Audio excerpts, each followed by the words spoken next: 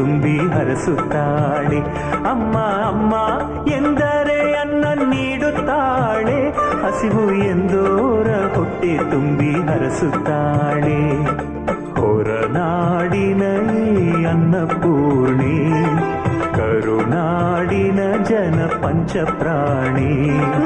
ಹೊರನಾಡಿನ ಈ ಅನ್ನಪೂರ್ಣಿ, ಕರುನಾಡಿನ ಜನ ಪಂಚಪ್ರಾಣಿ. ಅಮ್ಮ ಅಮ್ಮ ಎಂದರೆ ಅನ್ನ